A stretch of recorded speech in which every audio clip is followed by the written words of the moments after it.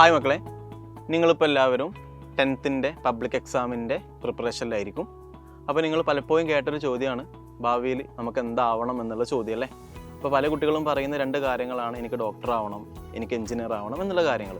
പക്ഷേ ചില കുട്ടികളെങ്കിലും എന്ത് പറഞ്ഞിട്ടുണ്ടാകും, എനിക്ക് സയൻറ്റിസ്റ്റ് ആവണം എന്ന് പറഞ്ഞിട്ടുണ്ടാവും. ആക്ച്വലി അവർക്ക് ആ സയൻറ്റിസ്റ്റ് ആവാൻ എന്തൊക്കെ ചെയ്യണം എന്നൊരു ഐഡിയ ഇല്ലെങ്കിൽ പോലും ഒരു എയിം ഉണ്ടാവും, ഒരു സയൻറ്റിസ്റ്റ് ആവണമെന്ന്. അപ്പോൾ സയൻറ്റിസ്റ്റ് ആവാൻ നമ്മൾ എന്ത് ചെയ്യണം എന്നുള്ള വീഡിയോ ആണ് നമ്മൾ ആക്ച്വലി ഈ ഒരു വീഡിയോയിലൂടെ ഉദ്ദേശിക്കുന്നത് കേട്ടോ. ഇപ്പോൾ നിങ്ങൾ 10th എക്സാം എഴുതും, അതിനുശേഷം നിങ്ങൾ +1 +2 എന്ത് ചെയ്യും, പഠിക്കും. അപ്പോൾ +1 +2 നിങ്ങൾ ആദ്യം എന്ത് ചെയ്യണം, സയൻസ് സ്ട്രീം എടുക്കണം. ഫിസിക്സ്, കെമിസ്ട്രി, ബയോളജിയോ അല്ലെങ്കിൽ ഫിസിക്സ്, കെമിസ്ട്രി, മാത്സോ നിങ്ങൾ എന്ത് ചെയ്യണം, പഠിച്ചിട്ടിരിക്കണം. അങ്ങനെ നിങ്ങൾ +1 +2 പഠിക്കുന്നു, സയൻസ് സ്ട്രീം എടുക്കുന്നു. അതിനുശേഷം ഒരു IAT എന്നൊരു എക്സാം ഉണ്ട്, ഐസർ ആപ്റ്റിറ്റ്യൂഡ് ടെസ്റ്റ് എന്ന് പറയും. ഈ IAT എക്സാം ക്വാളിഫൈ ചെയ്ത കുട്ടികൾക്ക് പോകാനുള്ള മൂന്ന് ടൈപ്പ് കോളേജാണ്. ഒന്ന് ഐസർ, മറ്റൊന്ന് IISc, മറ്റൊന്ന് നൈസർ. ഈ 3 കോളേജുകളും ആക്ച്വലി സയൻസിൽ നല്ല പാഷനേറ്റ് ആയിട്ടുള്ള, സയൻസിൽ റിസർച്ചൊക്കെ ചെയ്യാൻ, അതായത് ഭാവിയിൽ സയൻറ്റിസ്റ്റ് ആവാൻ ആഗ്രഹമുള്ള കുട്ടികൾക്ക് പറ്റിയ 3 കോളേജുകളാണ് ഞാൻ പറഞ്ഞത്.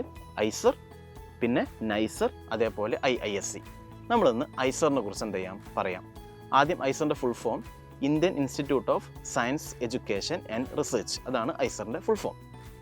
ചെയ്യേണ്ട കാര്യം എന്താണെന്ന് വെച്ചാൽ, ഞാൻ പറഞ്ഞു ആദ്യം നിങ്ങൾ ചെയ്യേണ്ട ഈ എക്സാം എന്ത് ചെയ്യണം, അപ്ലൈ ചെയ്യണം. അപ്പം എക്സാമിന് വേണ്ട കാര്യങ്ങൾ എന്താ, നിങ്ങൾക്ക് ചോദ്യങ്ങൾ വരിക, ടോട്ടൽ 60 ക്വസ്റ്റ്യൻസ് ഉണ്ടാവുക. അതിൽ 15 ക്വസ്റ്റ്യൻ വീതം ഫിസിക്സിൽ നിന്ന്, അതേപോലെ കെമിസ്ട്രി, അതേപോലെ മാത്സ്, അതേപോലെ ബയോളജി. ഈ 4 ഭാഗത്തു നിന്നാണ് എന്ത് ചെയ്യുക, ചോദ്യങ്ങൾ എന്ത് ചെയ്യുക വരിക. അപ്പോൾ നിങ്ങൾക്ക് നല്ല കട്ട് ഓഫിനേക്കാളൊക്കെ കൂടുതൽ മാർക്ക് ഉണ്ടെങ്കിൽ നമുക്ക് എന്ത് ചെയ്യാം, ഈ പറഞ്ഞ 3 കോളേജുകളിലോട്ട് എന്ത് ചെയ്യാം, അഡ്മിഷൻ എടുക്കാം. അപ്പം ഐസറിൽ ആക്ച്വലി ഇവിടെ പ്രൊവൈഡ് ചെയ്യുന്നത് 5 കൊല്ലത്തെ ഇൻറ്റിഗ്രേറ്റഡ് PG ആണ് ആക്ച്വലി. അതവിടെ നടക്കുന്നത് എന്താണെന്ന് വെച്ചാൽ, ആദ്യം 2 കൊല്ലം നിങ്ങൾ എന്ത് ചെയ്യും, ഫിസിക്സ്, കെമിസ്ട്രി, ബയോളജി, മാത്സിൻ്റെ UG കംപ്ലീറ്റ് ചെയ്ത് പഠിക്കും. അപ്പോൾ നമ്മൾ പഠിക്കുമ്പോൾ 2 വർഷം പഠിക്കുമ്പോൾ നമുക്കൊരു ഐഡിയ കിട്ടും, നമുക്ക് ഫിസിക്സ് ആണോ താല്പര്യം, കെമിസ്ട്രി ആണോ താല്പര്യം, അല്ലെങ്കിൽ ബയോളജി ആണോ താല്പര്യം എന്നൊക്കെ ഒരു ഐഡിയ കിട്ടും, അത് അല്ലെങ്കിൽ മാത്സ്. അപ്പം ഞാൻ ആക്ച്വലി ഐസറിൽ പഠിച്ച ഒരാളാണ്.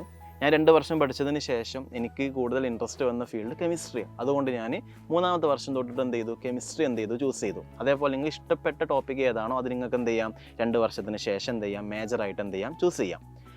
അങ്ങനെ 4 വർഷം കഴിഞ്ഞതിന് ശേഷം പിന്നെ ഒരു കൊല്ലം ആക്ച്വലി എന്താണ്, പ്രൊജക്റ്റാണ് ഉണ്ടാവുക. അതാണ് 5 കൊല്ലത്തെ പ്ലാൻ. ഈ ഐസറിൽ പഠിച്ച കുട്ടികൾക്ക് ഭാവിയിൽ എന്താകാം എന്ന് ചോദിക്കുകയാണെങ്കിൽ, കുറേ സ്ട്രീമിലൂടെ അവർക്ക് എന്ത് ചെയ്യാം, സെപ്പറേറ്റ് ചെയ്ത് പോകാൻ പറ്റും. അതിൽ ഏറ്റവും മെയിൻ 70 അല്ലെങ്കിൽ 80% കുട്ടികളും ചെയ്യാറുള്ള കാര്യം എന്താണെന്ന് വെച്ചാൽ, അവർ PhDക്ക് അപ്ലൈ ചെയ്യുക. അതായത് സയൻസിൽ റിസർച്ച് ചെയ്യാൻ പോവുകയാണ് ചെയ്യുക. അപ്പം റിസർച്ചൊക്കെ ചെയ്യാൻ പോകുന്ന സമയത്ത് വീണ്ടും പഠിക്കലല്ലേ. അപ്പോൾ ആ സമയത്ത് നമുക്ക് ക്യാഷും കാര്യങ്ങളൊക്കെ ഉണ്ടാകും എന്ന് ചോദിക്കുകയാണെങ്കിൽ, അത്യാവശ്യം നല്ല സ്റ്റൈപ്പൻഡോടെ നമുക്ക് എന്ത് ചെയ്യാം, ഇന്ത്യയിലും അല്ലെങ്കിൽ എന്ത് ചെയ്യാം, പുറത്ത് യൂണിവേഴ്സിറ്റീസിലും എന്ത് ചെയ്യാം, പഠിക്കാം.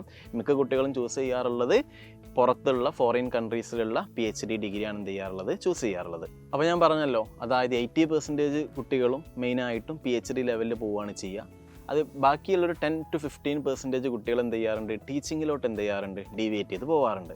അപ്പോൾ നിങ്ങൾക്ക് ആക്ച്വലി കുറേ കരിയർ ഓപ്ഷൻസ് ഉണ്ട്. ഒന്ന് റിസർച്ചാണ് മെയിൻ, അടുത്ത പിന്നെ ടീച്ചിങ്ങിലോട്ട് പോകാം. പിന്നെ കെമിസ്ട്രി ഒക്കെ പഠിച്ച കുട്ടികൾക്ക് എന്ത് ചെയ്യാം, ഇൻഡസ്ട്രീസിൽ എന്ത് ചെയ്യാം, വർക്ക് ചെയ്യാൻ പറ്റും. ഈ ഫാർമസ്യൂട്ടിക്കൽ ഇൻഡസ്ട്രി, ഡ്രഗിൻ്റെ ഇൻഡസ്ട്രീസിലൊക്കെ എന്ത് ചെയ്യാൻ പറ്റും, വർക്ക് ചെയ്യാൻ പറ്റും. അപ്പോൾ ആക്ച്വലി ഇഷ്ടംപോലെ ഓപ്പർച്യൂണിറ്റീസ് എന്തുണ്ട് നിങ്ങളുടെ മുന്നിലുണ്ട്. പക്ഷേ ചില കുട്ടികൾക്കുള്ള ഡൗട്ടാണ്, അതായത് നമ്മുടെ നാട്ടിലുള്ള ഡിഗ്രി കോളേജിൽ നമുക്ക് അഡ്മിഷൻ എടുത്താൽ പോരെ, എന്തിന് ഐസറിലോട്ട് പോകുന്നതെന്ന് ചോദിക്കുകയാണെങ്കിൽ, നിങ്ങൾ IIT നിങ്ങൾ കേട്ടിട്ടുണ്ടാവും അല്ലേ.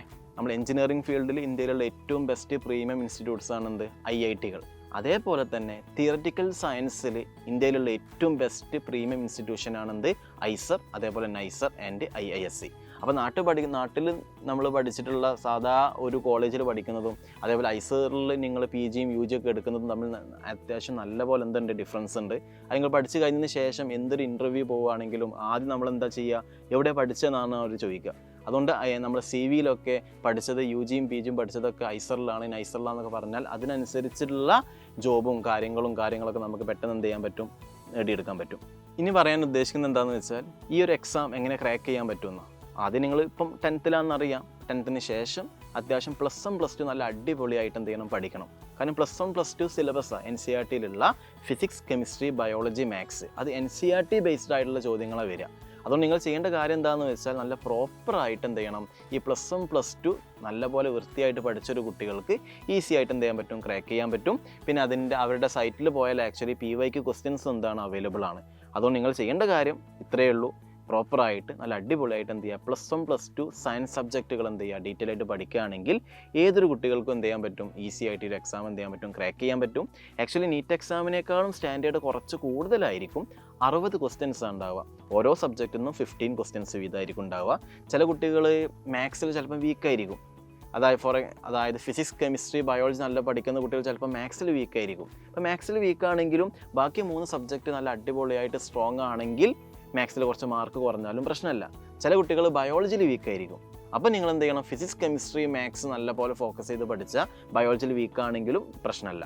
അപ്പോൾ ഏകദേശം കട്ട് ഓഫ് ഒക്കെ വരുന്നത് ഒരു 240 സ്കോർ ഉണ്ടാവുക. 60 ക്വസ്റ്റ്യൻ ആണ്. ഓരോ ക്വസ്റ്റിനും 4 മാർക്കും വീതം ഉണ്ടാവുക. നെഗറ്റീവ് മാർക്ക് ഉണ്ടാകും. അപ്പോൾ 240 ഉണ്ടാവുക. ആ 240 ഏകദേശം ഒരു 160, 170 മാർക്ക് കിട്ടിയ കുട്ടികൾക്ക് എന്ത് ചെയ്യാൻ പറ്റും, ഈ ഒരു കോളേജുകളിലോട്ടൊക്കെ എന്ത് ചെയ്യാൻ പറ്റും, അഡ്മിഷൻ എടുക്കാൻ പറ്റും. ഇനി ശ്രദ്ധിക്കേണ്ട കാര്യം, അവിടെ അഡ്മിഷൻ എടുത്തതിന് ശേഷം ആക്ച്വലി DST ഇൻസ്പയർ എന്നുള്ള സ്കോളർഷിപ്പ് അവരെന്ത് ചെയ്യുന്നുണ്ട്, പ്രൊവൈഡ് ചെയ്യുന്നുണ്ട്. അതായത് ഫോർ എക്സാമ്പിൾ പെർ മന്ത് 5,000 ആണ് സ്കോളർഷിപ്പ് ഉണ്ടാവുക. പിന്നെ ഈ ഒരു ഇയറിന് ശേഷം, അതായത് എല്ലാ ഇയറിൻ്റെയും എൻഡിൻ്റെ സമയത്ത് 20,000 പ്രൊജക്റ്റ് ചെയ്യാൻ വേണ്ടിയിട്ടും സ്കോളർഷിപ്പ് എന്ത് ചെയ്യുന്നുണ്ട്, പ്രൊവൈഡ് ചെയ്യുന്നുണ്ട്. അപ്പോൾ അതൊക്കെയാണ് നോട്ട് ചെയ്യേണ്ട കാര്യങ്ങൾ. പഠിക്കുന്ന എല്ലാ കുട്ടികൾക്കും ആക്ച്വലി ഇല്ല. അവിടെ പഠിക്കുന്ന അവിടുത്തെ ഏറ്റവും ബെസ്റ്റ് പേഴ്സൻ്റ്, അവിടെ ഒരു മാർക്കുണ്ട്. അതായത് നമ്മൾ CGPA എന്നൊക്കെ പറയും. അത് 6 and above ഉള്ള കുട്ടികൾക്കാണ് ആക്ച്വലി സ്കോളർഷിപ്പ് എന്ത് ചെയ്യുന്നത്, പ്രൊവൈഡ് ചെയ്യുന്നത്. അപ്പോൾ ഞാൻ വീഡിയോ കൺക്ലൂഡ് ചെയ്യാണ്. അപ്പോൾ നമ്മളെ മുന്നിൽ കുറേ ഓപ്പർച്യൂണിറ്റീസ് ഉണ്ട്. ഞാൻ പറഞ്ഞ എക്സാമിൻ്റെ പേര് മറക്കണ്ട, IAT എന്ന് പറയും. ആ എക്സാമിലൂടെ നമുക്ക് പോകാൻ പറ്റുന്ന 3 കോളേജുകളാണ് ഐസർ, നൈസർ ആൻഡ് IISc. അതിന് മിനിമം വേണ്ട കാര്യം എന്താണെന്ന് വെച്ചാൽ +1 +2 പ്രോപ്പറായിട്ട് സയൻസ് സബ്ജക്റ്റ് എന്ത് ചെയ്യുക, നല്ല അടിപൊളിയായിട്ട് എന്ത് ചെയ്യുക, പഠിക്കുക. അങ്ങനെയാണെങ്കിൽ ആ എക്സാം നമുക്ക് എന്ത് ചെയ്യാൻ പറ്റും, ക്രാക്ക് ചെയ്യാൻ പറ്റും. അപ്പോൾ നല്ലപോലെ പഠിക്കുക. നമുക്ക് വീണ്ടും എന്ത് ചെയ്യാം, ഇതേപോലത്തെ വീഡിയോ ആയിട്ട് വീണ്ടും അടുത്ത സെക്ഷനിൽ കാണാം. അതുവരെ ബൈ.